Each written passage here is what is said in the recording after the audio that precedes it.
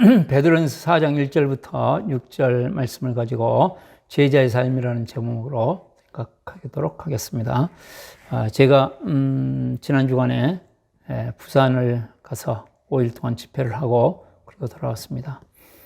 어떻게 가야 되고 어떻게 와야 되는지 그렇게 쉽게 생각할 수 있었던 것은 내비게이션이 있어가지고 제가 부산에 있는 센터 모텔 알지도 못하는데 내비게이션이 알아서 다 찾아가지고 다시 또 집에도 올 수 있도록 이렇게 안내를 해주니까 쉽게 제가 집으로 이렇게 올 수 있었습니다.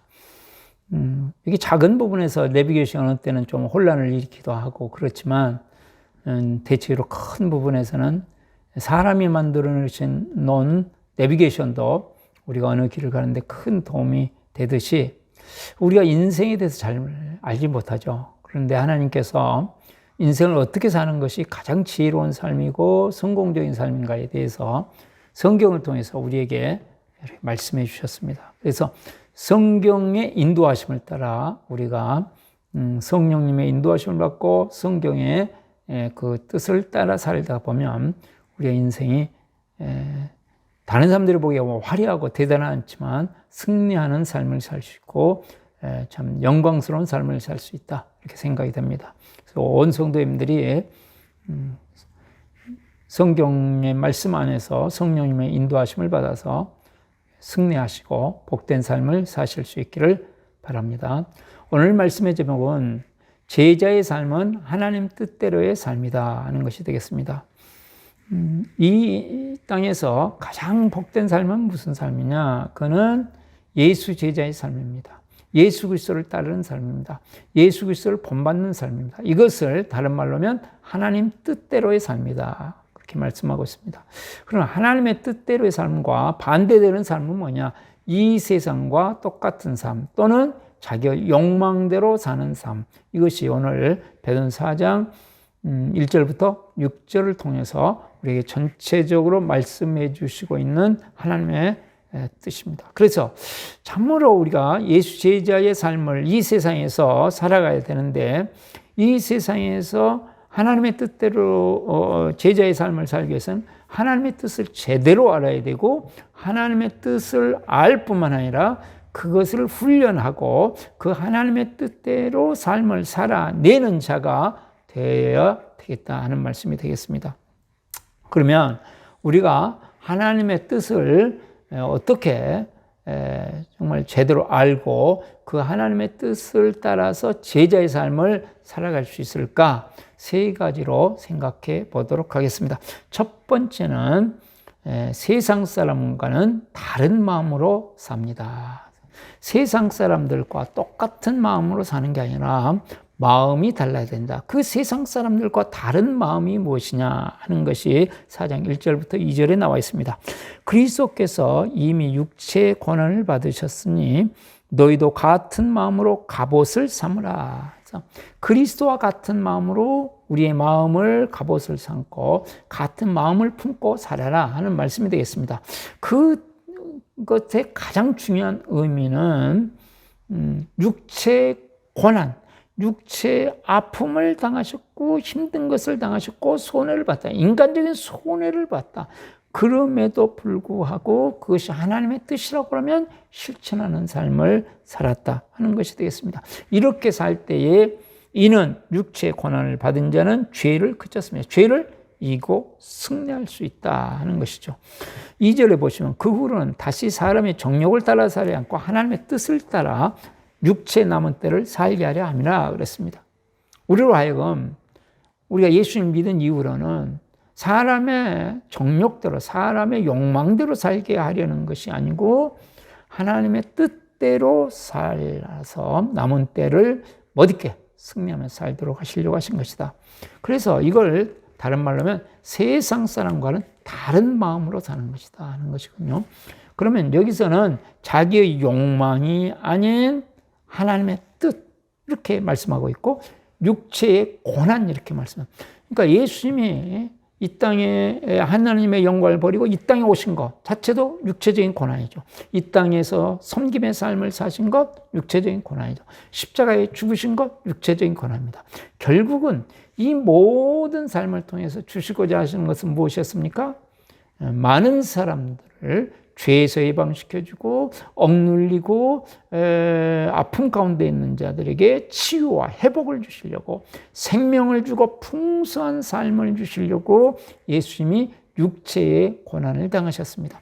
이걸 다른 말로 하면은 나 중심에서 하나님 중심으로 이제 새 대계명에 의하면 나 중심에서 이웃 사랑으로 이렇게 옮겨가는 것이죠. 그래서 중심이 나 중심에서 하나님 중심으로, 나 중심에서 다른 사람들을 배려하고 섬김의 중심으로, 새 계명에 의하면 내가 너희를 사랑같이 너희도 서로 사랑하라 해서 나 중심에서 공동체 중심으로 중심 이동을 하는 마음, 이것이 바로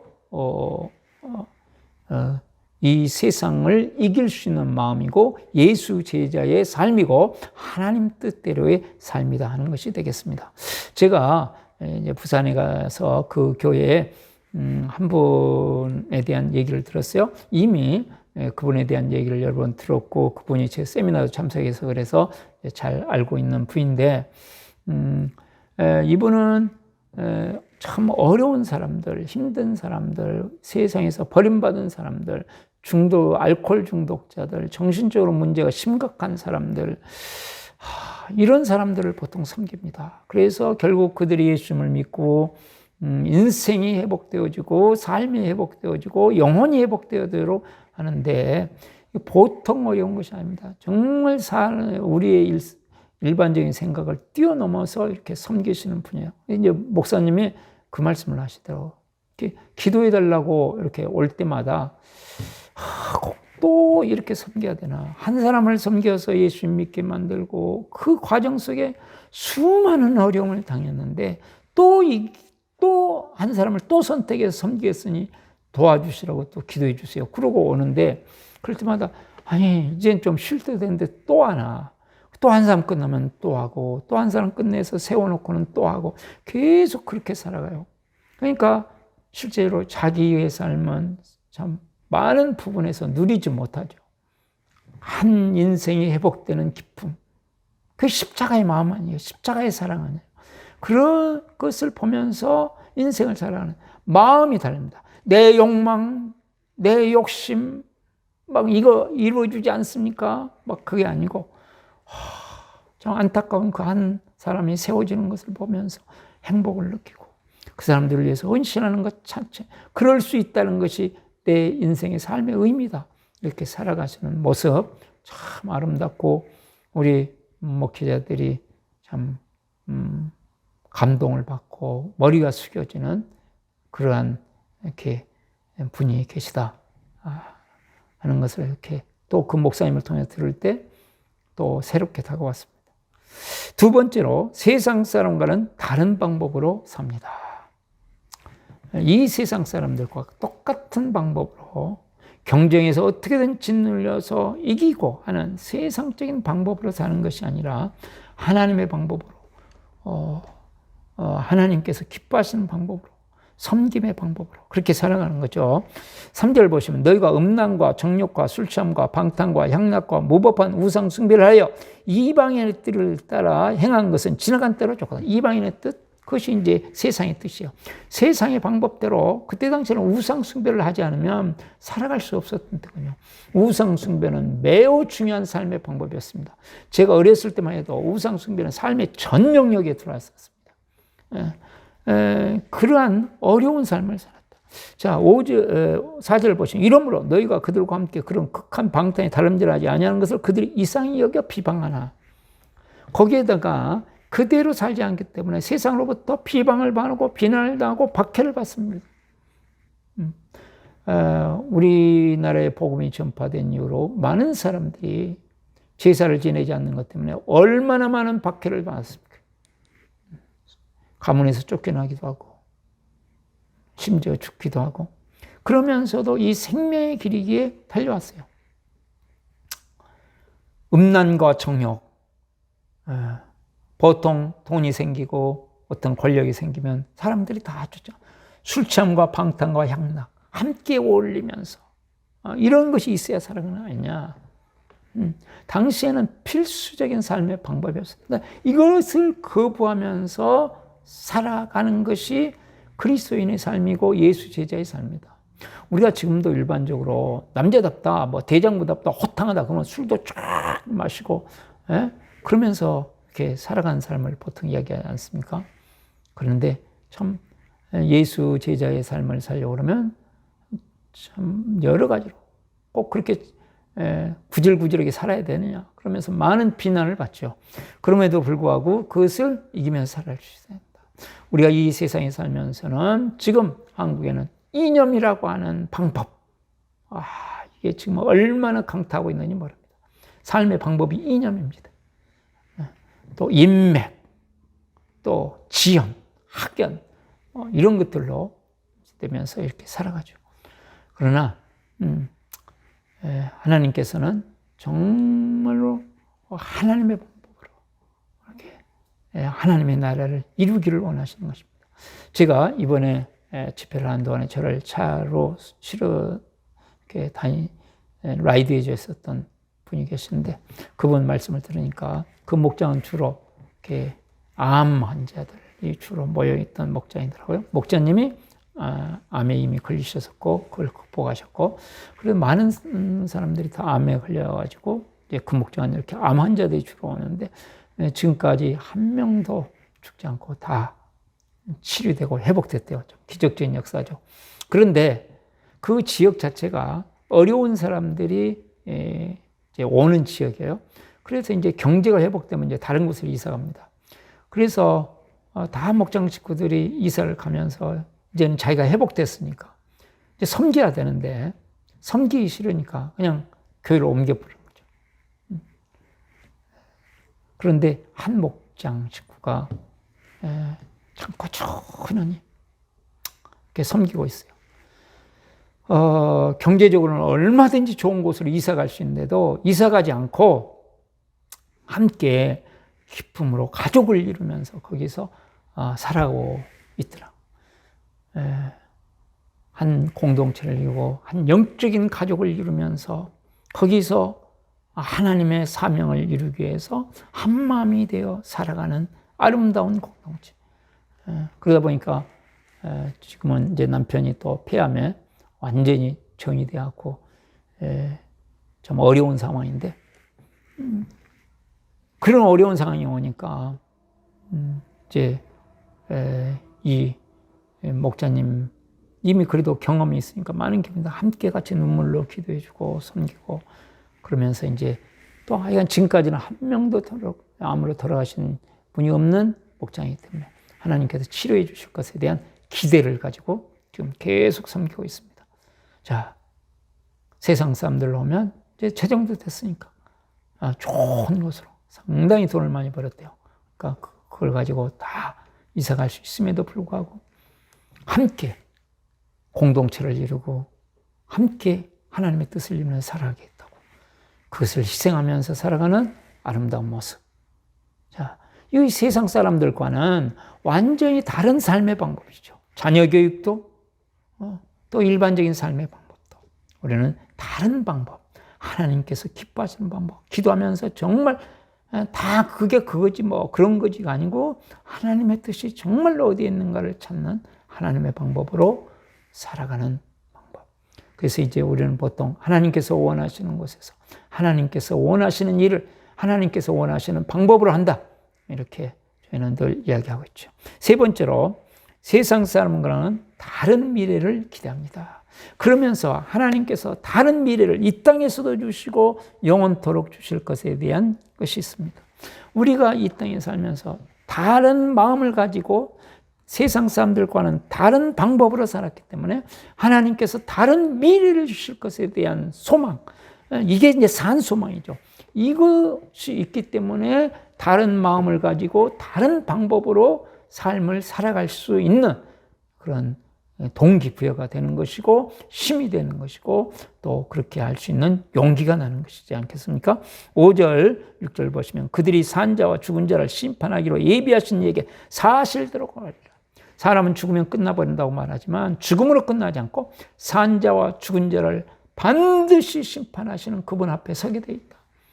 살아도 서 있고 죽어도 서 있고 반드시 하나님 앞에서 내 인생을 어떻게 살았는가에 대한 심판이다. 하나님의 뜻대로 살았느냐, 그렇지 않으면 세상의 뜻대로 살았느냐 하는 것에 대해서 분명한 평가가 있다. 예수 제자의 삶을 사는 사람은 이때에 주실 하나님의 놀라운 칭찬과 존귀와 영광을 기대하면서 살아가는 사람입니다. 그러니까 핵심은 얼마나 하나님 앞에서는 그날을 준비하면서 사느냐, 그렇지 않으면 그냥 되는 대로 사느냐, 뭐 다 좋은 것이지 그러면서 사느냐 하는 것이 되겠죠. 제가 신앙에 방황하고 있을 때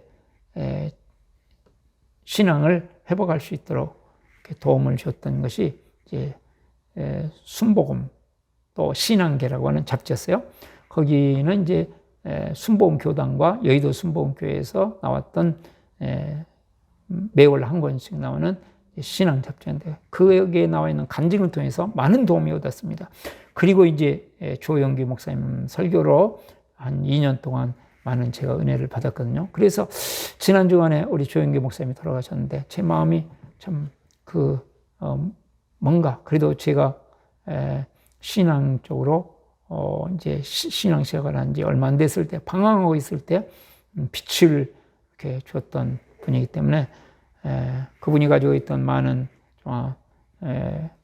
또 비판할 것들도 있고 아쉬운 것들도 있지만 그래도 그분이 돌아가신 것에 대해서 참 마음에 그런 것이 있어서 젊었을 때 이분의 설교를 쭉 들어봤어요. 계속 70년대, 80년대, 90년대 이때 막 쩌렁쩌렁하던 그 설교를 다시 들으면서 그 내용 중에는 참 보배로운 그런 내용들도 있고 그래서 가슴에 이렇게 새기기도 하고 참 세계적으로 가장 큰 교회를 열었는데 그분이 주님 앞에 가서 어떤 평가를 받을까 그는 알 수 없죠. 이 세상에서 대단한 분이었고 유능한 분이었고 앞서가는 분이었습니다. 그러나 주님 앞에 갔을 때는 어떻게 될지 아무도 모릅니다. 정말 하나님 앞에서 세상 사람들은 큰 것을 바라보죠. 대단한 것을 성공했다고 하죠. 그러나 주님께서는 잃어버린 한 마리의 양을 찾으신 돌아온 당자를 기뻐하시는 것이 하나님의 마음입니다. 주님 앞에서 우리가 어떤 은혜를 주실지 하나님께서 어떤 영광을 주실지 그것을 기대하면서 이 세상 사람과는 다른 마음을 가지고 다른 목적을 가지고 다른 목표를 가지고 다른 방법을 가지고 승리하는 삶을 살아가시고 명절이라는 것이 우리 앞에 왔습니다. 이 가운데서도 어떻게 하면 하나님의 나라를 이룰까? 하나님의 뜻을 펼칠까? 그렇게 생각하는 진정한 예수 제자의 길을 걷는 복된 삶을 한 주간 동안도 살아가실 수 있기를 축복합니다. 기도하시겠습니다. 살아계시고 은혜 많으신 하나님 아버지, 우리가 생명의 이 걸음을 걸어가게 하시고 예수 제자의 삶을 걸어가고 하나님의 뜻대로 살아서 참된 제자의 삶을 사는 저희들 되게 하여 주옵소서. 세상 사람들과는 다른 마음을 가지고 세상 사람들과는 다른 방법을 가지고 하나님께서 기뻐하시는 하나님 중심, 다른 사람 중심, 공동체 중심, 섬김의 방법으로 살아가는 저희들 되게 하여 주시고 기도하면서 성령의 인도하심을 받고 하나님의 말씀으로 승리하는 삶을 살아가 하나님의 놀라운 승리를 맛보는 한 주간 되게 하여 주시옵소서. 우리 구주 예수 그리스도의 이름으로 기도드리옵나이다. 아멘.